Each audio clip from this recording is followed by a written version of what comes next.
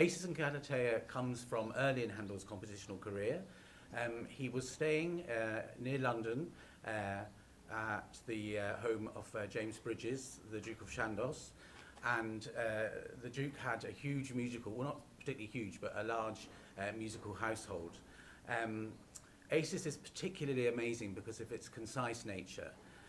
It lasts only 90 minutes, can be performed without an interval or with an interval, and is a very clear story. Basically, it's about the dangers of love and death and the redemptive power of the nymph Galatea when she transforms Acis into a stream. The music itself comes from, as I said, from early on in his career. It has an amazing simplicity, and also it uses wind instruments very much, which is something which is quite unusual for Handel. Certainly in his later operas, which we're more familiar with, the wind instruments are only used occasionally. He clearly had some very fine recorder and oboe players, probably the same people, for when he composed Acis, and he writes the most wonderful obligatos for them, including a very funny aria for Polyphemus, who's this very low, gruff bass, and he pairs him with this tiny sopranino recorder, which makes us see how idiotic he really is. The oboe is used to incredibly beautiful effect. For instance, in one of the last choruses for Galatea and the chorus, and just the most exquisite line and duet with the vocal line. So this will be, I think, the fifth or sixth time I've worked with Christian before. We first worked together on a production of L'Elysée d'Amore about 15 or 16 years ago, and then followed up with Christian's traditional repertoire. So we did a Cavalli, Gizzoni, and then the Coronation of Poppaea and Rodelinda. So that was the last time we worked together. So it's really so exciting to be back working with Christian on another Handel opera. And since then I've only worked on one Handel opera, Semele, which I did with Mid Wales Opera, and we took on a tour of Wales. And I've never directed Acis and Galatea before.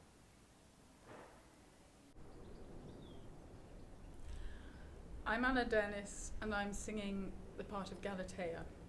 And I suppose she's a character who seems to be perpetually either anticipating or regretting. She's either looking forward or looking backward. There doesn't seem to be much time where she gets to enjoy the fruits of love, which in a way, and in this production, leads us to wonder how much room there is for her as a woman.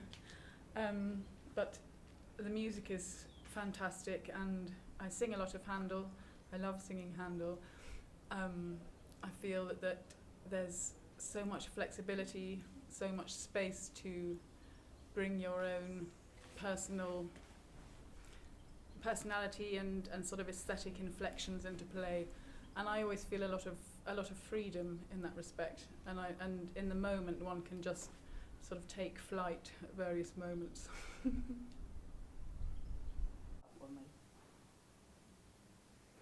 Hi there, so I'm Sam Boden. I'm going to be singing the role of Acis for this exciting new production. We're being directed by Martin, who's got some great ideas, quite scary ideas. It's quite complicated, especially to put on in the space of a couple of weeks. The first tech rehearsal 1 week from today, so we've got our challenges ahead of us for sure.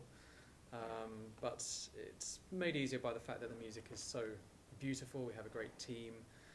We'll be singing the choruses and our solo roles as well, so it really is quite demanding, even more so than usual.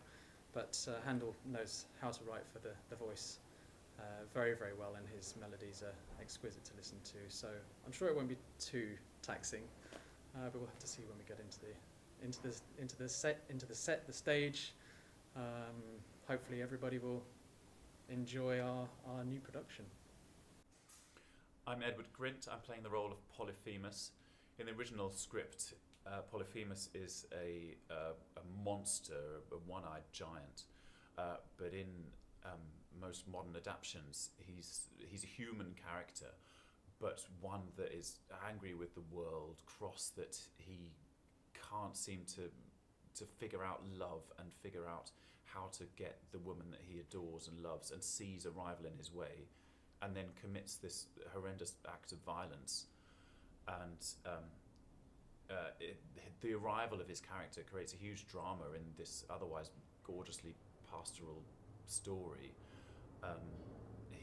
He upsets everything and changes the route of this story through to the end. It's a fantastic character to play. The drama and the excitement and the what he brings to this piece is brilliant. I've loved playing it in the various different productions that I've been lucky enough to do, and working with this team and cast, it's a wonderful experience, as it always is.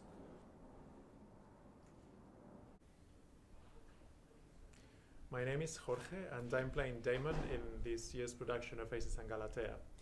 Damon is normally considered just a secondary character, because obviously he's not one of the pair that's in the title role, and he's not the antagonist POLYPHEMUS either. However, he is a very supportive, good friend for Acis and for POLYPHEMUS as well, and he brings them a really important message he offers them a different way of living life with less worry, less structure, and just going for a more free love and a freer way of living life.